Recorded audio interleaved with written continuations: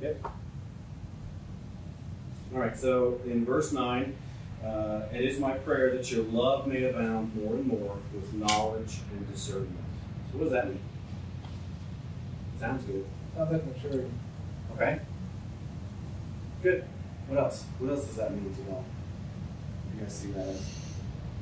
But it's not just a stagnant faith, but they're continuing to grow and learn and not just be content with where they are at with God, but to continue to strive to be more like Him. Yeah, it's not just a one-time thing. It's not like you just learn to love or you learn to approve what's excellent.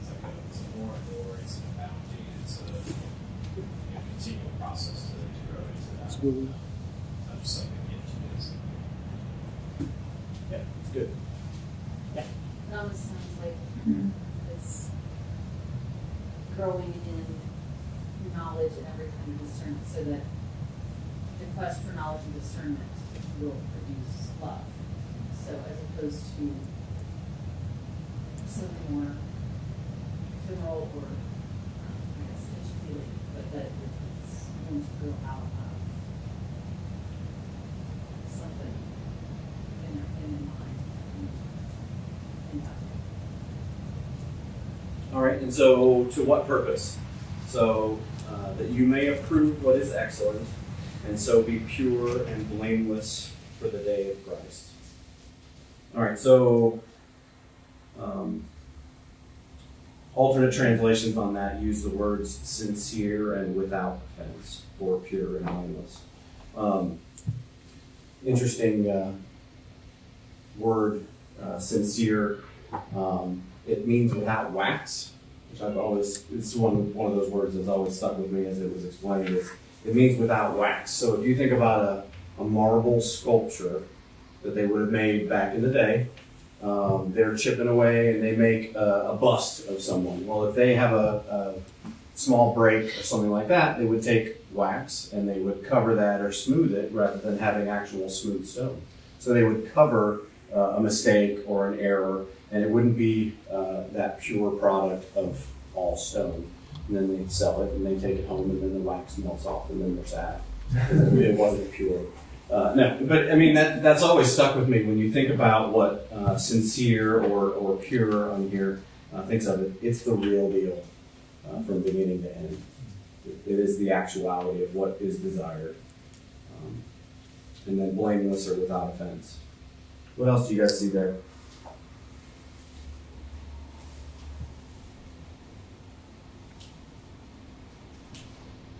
I guess the last thing would be that they might be filled with the fruits of righteousness. What's that?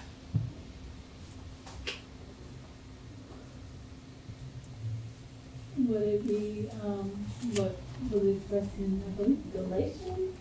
Peace, joy, long-suffering, Okay. all that? I think it could be pointing towards that. I think there's a lot of different possibilities of what he is specifically addressing here, and I'm certainly open to that conversation, but I do feel like there is a lot there pointing towards those kind of things that Galatians, similar thought. Yeah, Kelly? The NLT actually translates that word salvation, the fruits of salvation. Okay. So if you think about the gift of salvation and what that means that we give back would be salvation. So the righteousness of Christ, the spreading of the gospel, the teaching of the kingdom is at hand. So. Okay. Good. Interesting how different translations kind of lead you in different directions. That's good. Yeah, I noted that in my NASB. Yes. I was going to say that this is something Paul does a lot, where he has sort of these layers of what's going to happen. You do this and add this and this and this when you're doing that. So he starts with this. He wants the love to be growing in knowledge and every kind of discernment. And I'll just add my Hermione thought here, so that you may approve the things that are superior. That love implies judgment on things, discernment and approval. Meaning that out of our love is going to come, if it's rooted in that knowledge and discernment, it's going to come some sort of judgment on things. So it's sort of double. The love is growing in knowledge and discernment, so that you may, one, approve the things that are superior and be pure and blameless. and then filled with the fruit. So I don't know if he's playing on the growing terminology there, but there's something that comes out of that, and it's this righteousness or salvation through Jesus, and ultimately then to the glory and praise of God. So it's just one of those things where it does, it goes, you're going to start here, add this on, then you'll see that, and ultimately it'll be. Yeah, it's almost The like glory you go of God. to what purpose, to what purpose, to what purpose, to what purpose, and then we end with to the glory and praise of God. I think we see that over and over in the text. Is he keeps circling back to the point of everything he's talking about in this book is to the glory and praise of God. I think we see that over and over. I think that it's really important to think about the outcome of it that he talks about in verse 11, where he says to the praise and glory of God, because it's not just like approve what is excellent, make these like judgments based on love and discernment and knowledge and all these things so that you can be right. Like that's not the end goal either. And if that is your goal, then you probably need to go and read chapter 2 where he talks about because the whole purpose, and I think that's kind of maybe another theme that we see in Philippians is Paul's kind of calling us to our higher calling, our higher purpose. The higher calling and purpose in all that we're doing, even when it comes to approving what is excellent, is for the purpose of the glory and praise of God. And so that we ourselves will be pure and blameless for that day of Christ. It's not like approve this excellence so you can be like better or more knowledgeable than the other person. It's like for the purposes of purity and God's glory. So I think it's just important. Good, thank you. All right, any other thoughts in that section there? Yeah. Not at all to be a contrarian, but just to read through it. In verse 5, where he talks about their partnership with the gospel from the first day till now, and down there in verse 7, how they've been all partakers of grace. How do we know that he's referencing finances there? For their partnership in the gospel? I think it's encapsulated partially in there. He does address it later in the book as well. So it's not out of the realm that is a part of their partnership.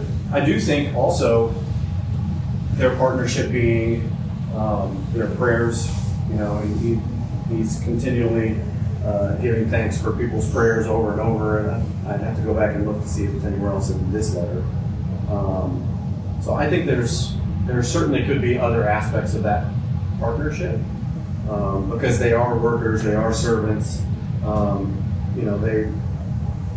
they're a working church, so it's not outside the realm of the possibility that could also be referencing the work they're doing where they're at. And that's all moving the gospel. So He uses the if same that's what you're implying, that's what you're That's what I asking. was asking for. Yeah.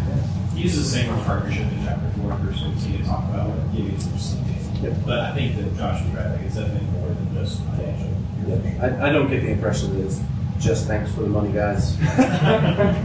Appreciate ya.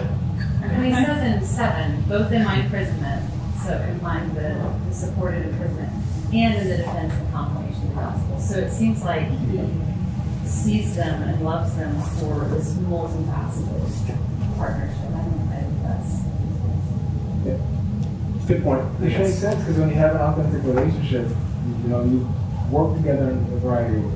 Physically, financially, with your energy, with your time. Yes. Thanks. Yeah, I wouldn't say that was contrarian at all. And in fact, I mean, they sent somebody to him, not just a bag of coins to pay for it. They sent somebody that he loved and he cared for, and that he eventually sends back to them as well. So I think there's definitely more to it. All right, let's go ahead and move into the next section, 12 through 18. Somebody want to read that one for us? Chat a little bit about that. Thank you. I want you to know, brothers, that what has happened to me has really served to advance the gospel, so that it's become known throughout the whole imperial guard, and to all the rest that my imprisonment is for Christ. Most of the brothers, having become confident in the Lord, while my imprisonment are much more bold to speak the word without fear. Some indeed preach Christ with envy and rivalry, but others with goodwill. The latter do that of love, knowing that I am put here for the defense of the gospel, the former proclaim Christ out of my rivalry, not sincerely, but thinking to afflict me in my imprisonment. What then? Only that in every way, whether in pretense or in truth, Christ is proclaimed, and in that I rejoice. All right, so we get a little bit of Paul's current state of affairs here. So he points out he's in prison.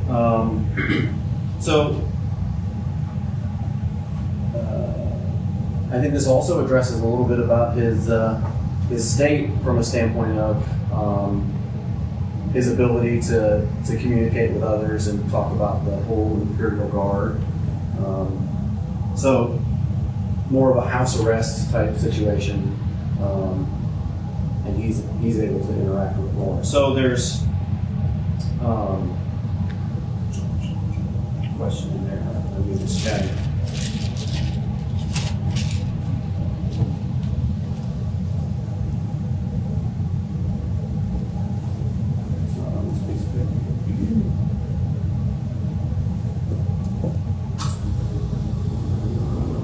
All right, so what are the benefits we see?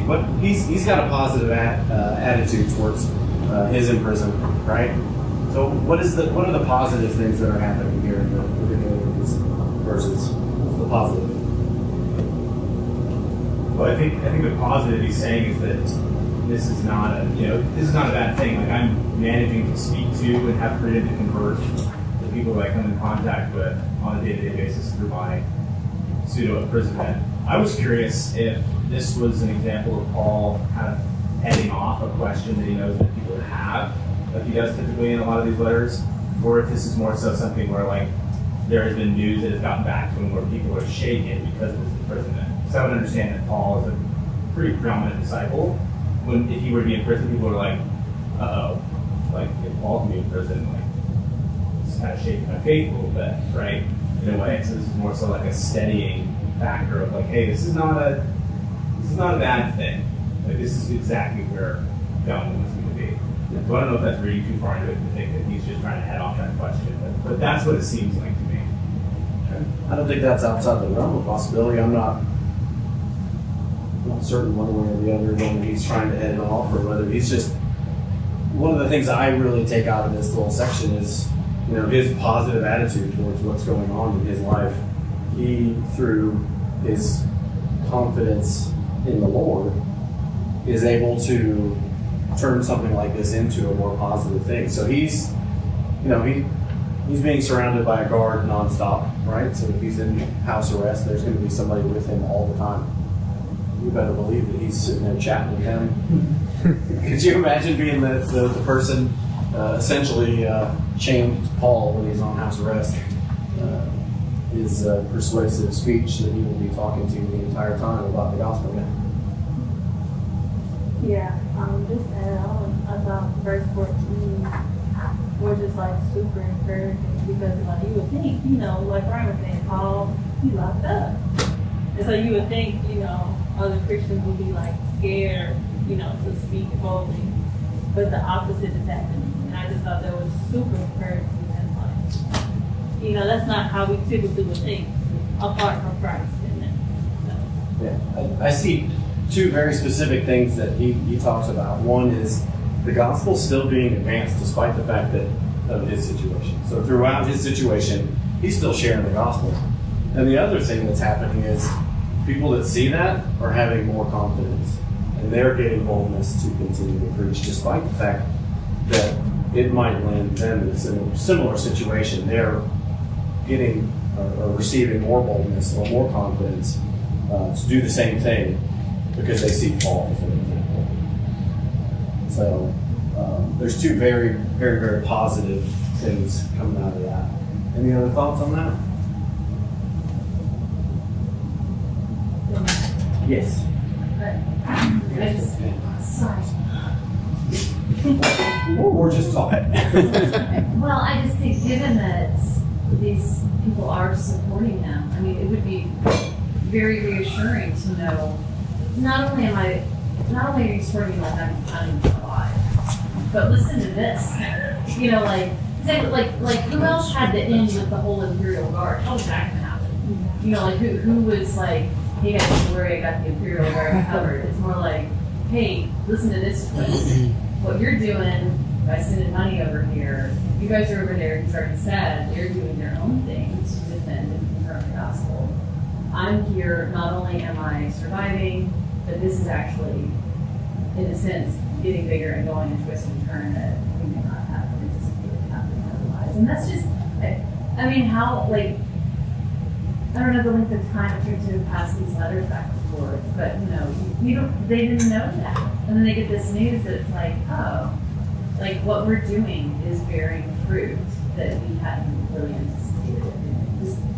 Just so that kind of encouragement going just beyond the face of it, what that might have been for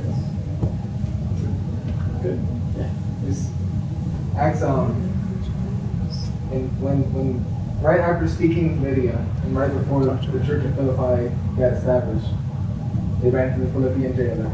And I just think that's funny. How one of the first Christians in Philippi was the man guarding the jail that Paul and Silas, I think, were in. And I don't know, that's funny, that's all. Because here he is again.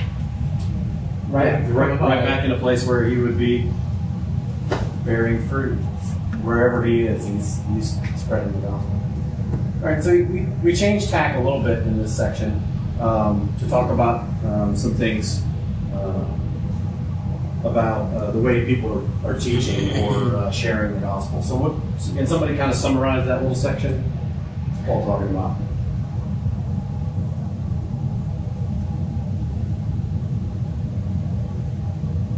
Well, it almost kind of seems like it's in contrast to what he's saying about his way of spreading the gospel. He's in prison, but he's spreading the gospel to the whole imperial guard. Whereas then there's all these people who are preaching Christ from in the title. Like, it just seems so opposed to the way that he's doing spreading the gospel.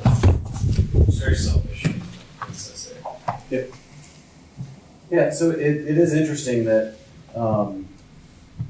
it is a big contrast between Paul's motivation and the motivation of some people that are sharing the gospel out of their own personal pride or their own selfishness or their own glory, or if they're like a rival preacher to Paul, they're kind of poking him or whatever. So it's more out of a self thing, but it's interesting that despite all that, what's Paul's response?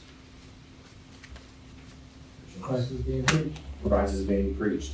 So some people will sometimes kind of go to this kind of thing for different kinds of church or different kinds of teaching and stuff like that. How does that not fit here?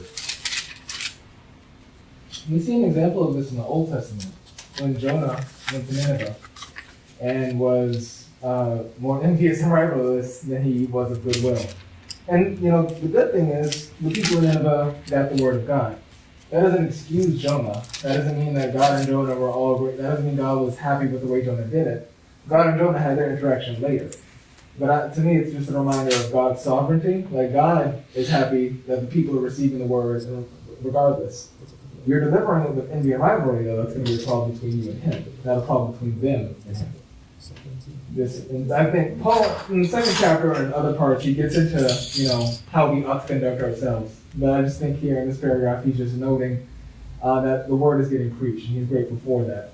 Not excusing the way that some people are going about it. Yeah, I think sometimes people will kind of point to this for different teaching, but really this is about motivation for the person teaching or preaching. Not so much, but so you have to look at what he says he's rejoicing in, which is that Christ is doing, right? Not that it's being proclaimed for nefarious reasons. Good. That's a good point. Any other thoughts on this section? Yeah. How do you think they thought they were afflicting him? Because it seems like their motivation was to cause him distress. That's what it was. Yeah.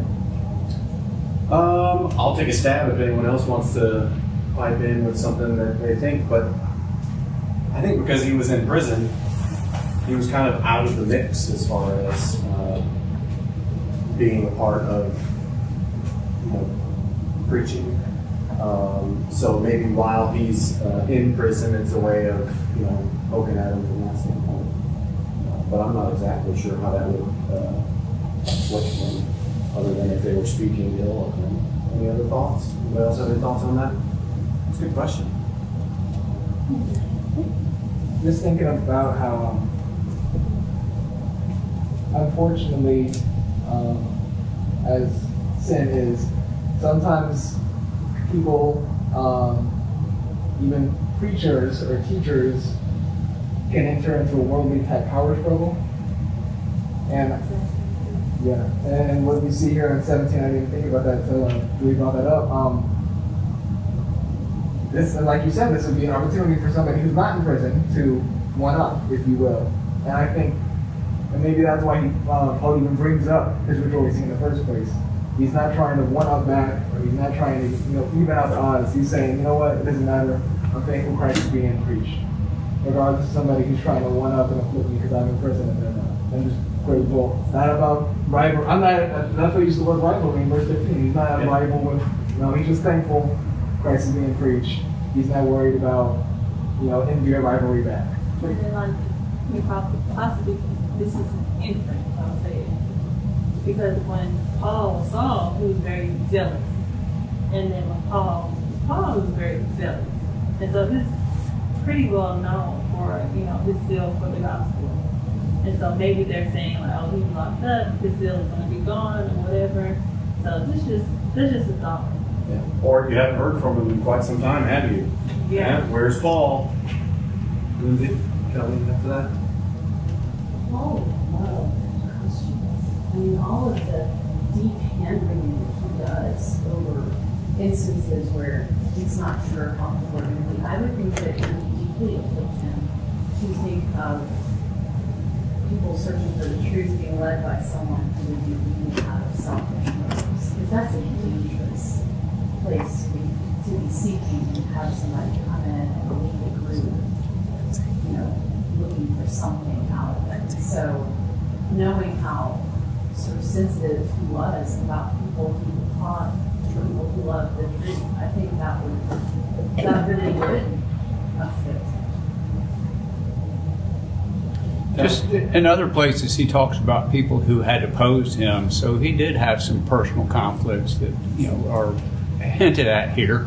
But the idea that they are teaching Christ crucified, which was all he said he was concerned about, and I know that was just an excerpt that had a lot of baggage behind it, or a lot of information behind it. But I teach nothing but Christ crucified, and that's what's being taught. And if it was early on in the spread of Christianity to the Philippians and all, then there were some who just flat out hadn't heard the truth about Christ crucified.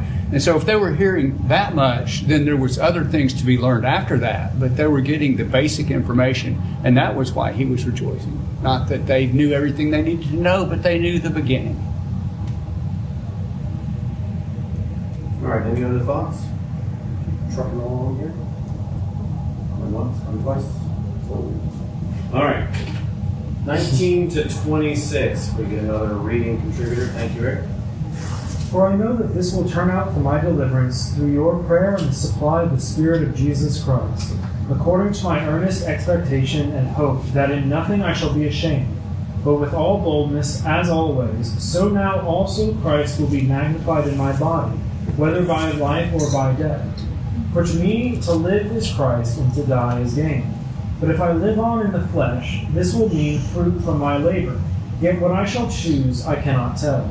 For I am hard pressed between the two, having a desire to depart and be with Christ, which is far better. Nevertheless, to remain in the flesh is more needful for you. And being confident of this, I know that I shall remain and continue with you all for your progress and joy of faith, that your rejoicing in me may be more abundant in Jesus Christ by my coming to you again. All right. Somebody want to take a stab at summarizing what's going on here?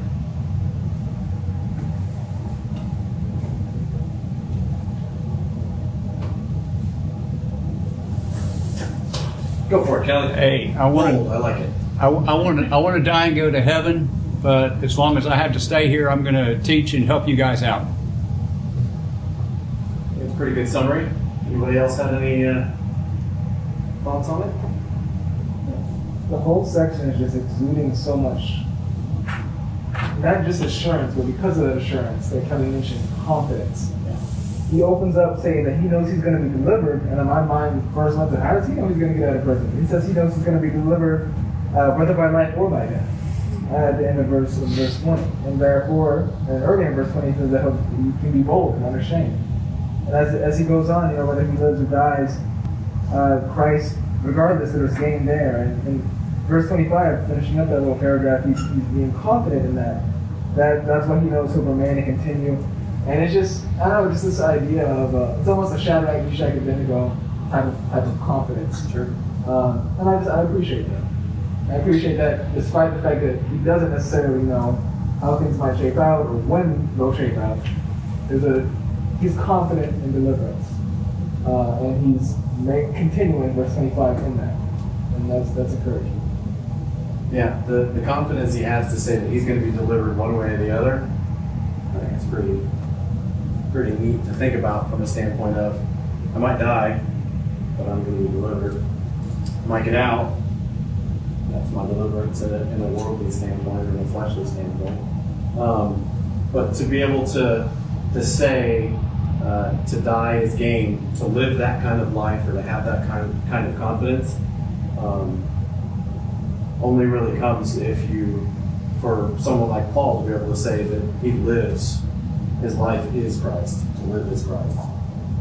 To live that kind of life, knowing and believing and having that kind of confidence in his relationship with Christ is what allows him to be able to then in turn say, to die is gain. Because he knows what his ultimate reward is. What else stands out to y'all on this? Verse 24, but to remain in the flesh is more necessary on your account. It reminds me of working out this out of this before, and help me. She was basically we were talking about like we were talking about relations to my dad with this, but like how the loss is for like us, not for the Lord. It's not a loss for him, or and the Lord wants him to be with him. And so like Paul's death would be like a loss for the people. It just makes me think of that for a minute, Yeah. And it makes me just wonder like, not just in more personal, but it just be wondering like, how do you like process a loss that like hurts you, but it's not a bad thing, it just hurts you. So yeah.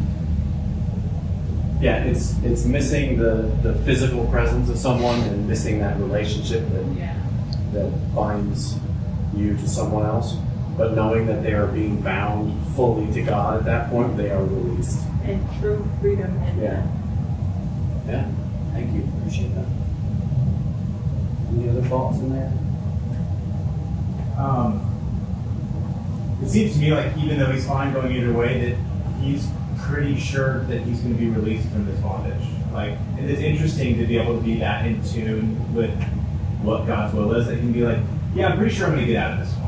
Because I know that there's still work that needs to be done. So I think in this case, I'd be like, it'd kind of be like down to verse 22 and 22, and then I would just kind of stop.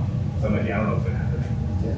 But I'm good with whatever. I was like, yeah, I don't know what's going to happen to me. I'm good with whatever. But there's more work that needs to be done, so I will see you guys again. Good point. Because he does say, I'm convinced of this. And he does see them again. Yeah.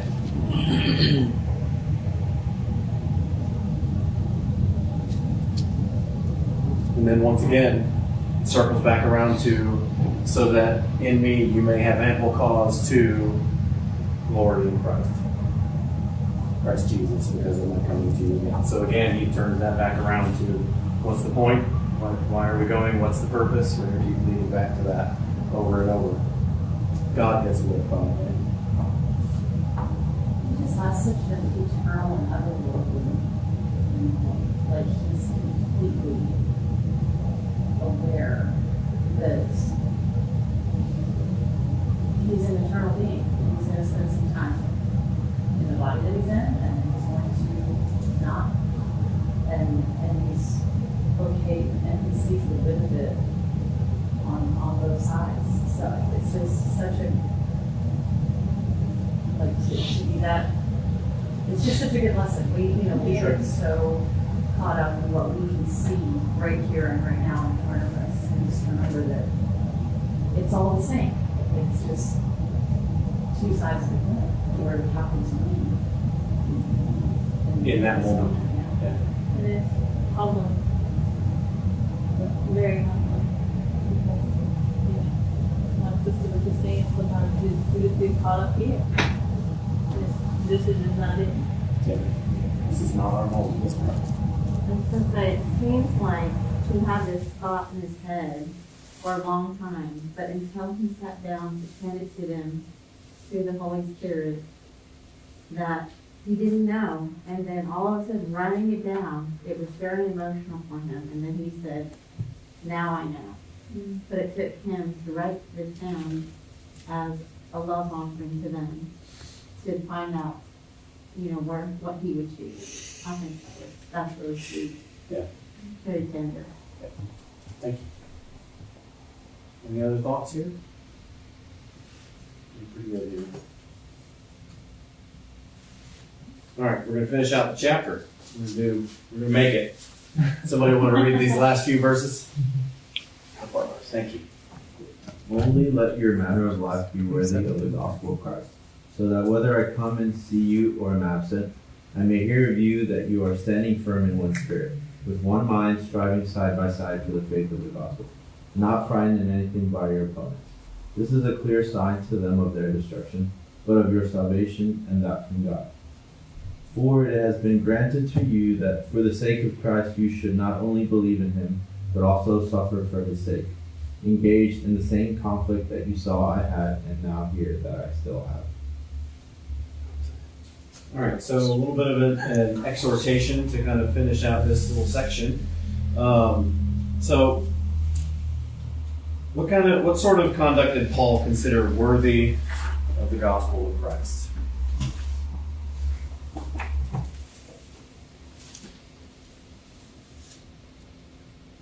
Standing firm in one spirit, Okay, one mind.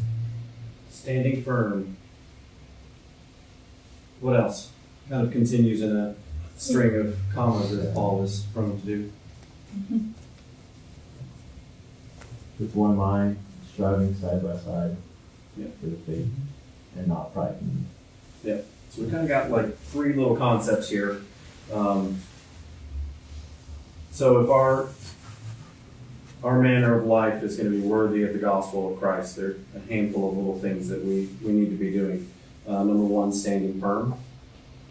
So what does it mean to stand firm?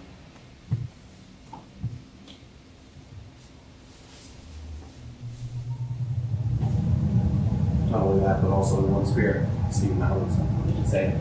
Be convicted. Okay, good. Be convicted. I always think of that whenever I think of standing firm, I always think of like that anchor concept. If you're anchored in a boat, doesn't matter how far you go, you're not going anywhere if your anchor is holding fast. So I always think of standing firm, of holding something up, that's a concept. But you're not doing it by yourself, because you're doing it in one mind, striving side by side. So again, we're back to that you're doing it with other people. That's an important part of standing firm. One spirit, one mind, striving side by side. In less than a sentence, in 3 different ways, he talks about that. Yeah. And then the last thing for living that life that is worthy of the gospel of Christ is not frightened in anything by your opponents. So what does that sound like? I think there's an element of Paul that's so singularly focused on one position. It's so easy for us to get distracted. It could be easy for me to distract as well, but he's so singularly focused that it's so clear to see, like, my credentials, right? And I think that's part of it, is that when you're singularly focused, you can't be frightened. Because, ultimately,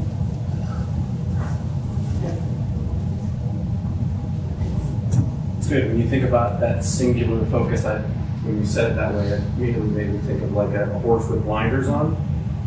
You don't have to be frightened by all the people on the side of the road because you've got your eyes going forward. If you have that single focus towards the goal, right, then you don't have to be frightened by anything. So I think there are going to be times that are hard, and there's going to be things that are going to cause stress, but if you do have that single focus and you keep your eyes moving forward, I think that's important. What else do y'all see in here?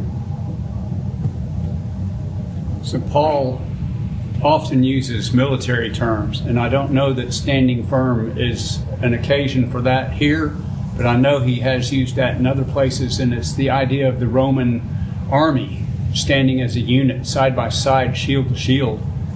And if you had that mental picture in your mind from that day and age, you could see the unity in that and the importance of the unity. And of course, you can hearken back to John 17 and Christ's prayer for unity among his disciples and those who would learn from them. So you can put it all together as a metaphor or a realistic picture of the day to give them a picture of what their spiritual unity and lack of fear and formation of unity should look like.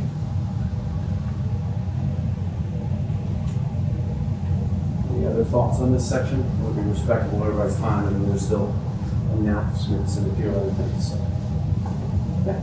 Yeah, it's interesting that really the only thing that Paul mentions that can knock us off course is it's like if you're not afraid in some way of what the world is throwing at you or the devil is throwing at you, like you're going to be able to stand firm in one spirit, in one mind, and adhere to the truth. So it's just interesting to think about. And like, I think that fear shows up in different ways. Like, it's not just like terror through your life, but like fear of missing out on things, I think, is where like distraction and stuff like that, and other physical sins and stuff. But it's interesting that that's what he highlights. That's fear. No, that's interesting. It makes me think of the fear side of things, which would be the Romans, where he talks about who's the only person that can take away your salvation. Right? It's you're the one that's going to do it, not me. And go to John 4, where he says, perfect love casts out fear. And so if you have fear, you don't have perfect love, brings it right back to the beginning of Philippians with abounding in your love.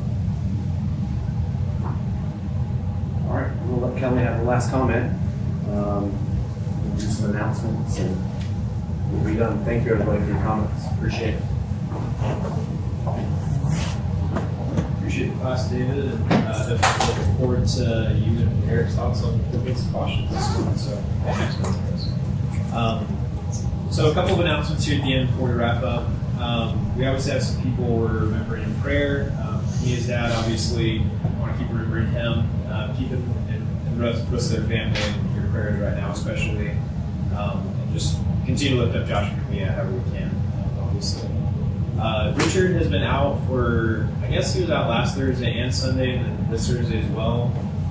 He has not been getting much better. I think he's been having a pretty bad cough and some other like painful respiratory symptoms. So he would get tested for COVID today. We don't know the results of that yet, but he said if he is negative, he's going to go to the doctor. So I don't know. I don't know exactly what that means, but regardless, he's going to be getting treated for something sometime soon. So pray for Richard, and he'll get some answers and be able to feel a little bit better.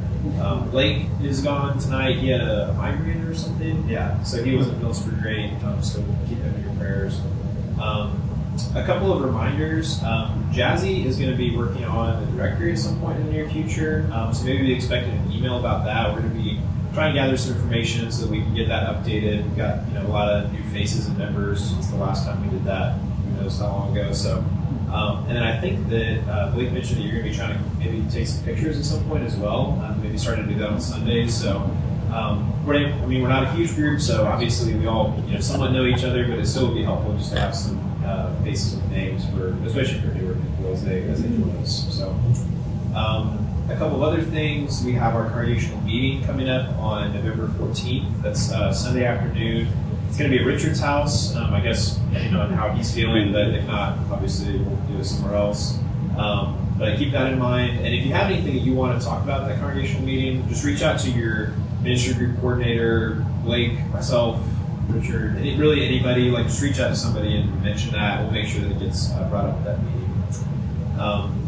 We have our Bible classes this month, which are obviously the Philippians and Colossians class on Thursdays, and then on Sundays we're going to be studying Genesis. So if you're looking for something to read this month, Genesis, Philippians, Colossians, all great candidates for that.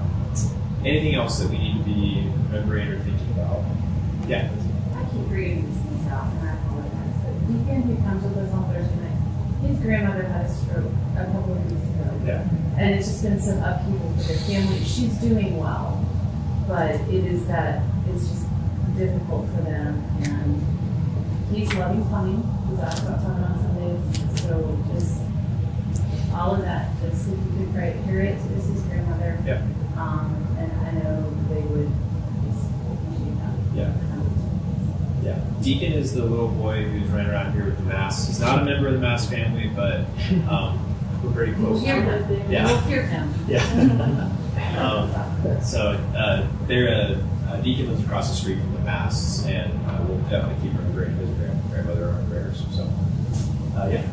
So a neighbor I had in the house before I moved had started going to church, not really where I worshiped, and she was baptized today. Today, some friends of mine started a Bible study with her right before I moved. And she's really from China. She will be a gift to the Christian for 12 months, and it's just really encouraging. But I know that her, it's like the challenge is really going to begin now, just being faithful and really the same situation is. So just praise and just she just remains faithful. Yeah, that's a great note. I really appreciate it about that. We'll definitely keep remembering her. Let's remember Ari as well. I mean, we know she was here a while back, was baptized.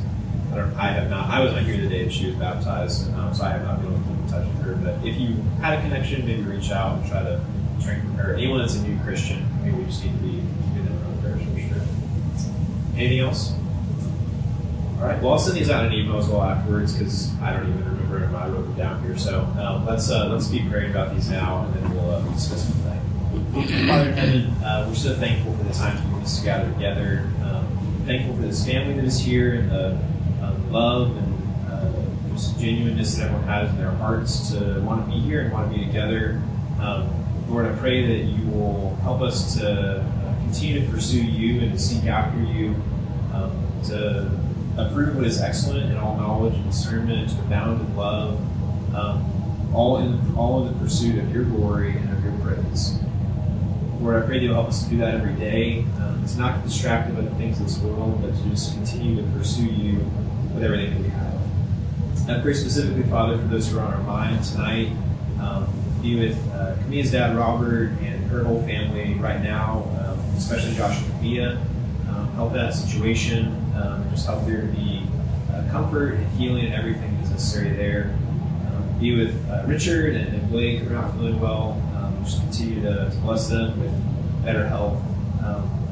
Father, I pray that you'll be with Deacon's grandma and the stroke that she suffered, that there will just be healing there, that there will also be spiritual healing that occurs in the life of Deacon and his parents, and the influence that the Matts have through their relationship with them. We're thankful for the salvation that Liz's old neighbor has gained, Father, and I pray that you'll strengthen her and encourage her and help the people who are around her, her life, to hold her up and help her become more and more like you every day as we all strive to do that. Be with Ari and the similar situation she's in now, and help there to be strength and encouragement there as well. I pray you'll be with us as we go our separate ways, and Lord, keep us in your grace and help us always seek after you. I pray this in Jesus' name. Amen.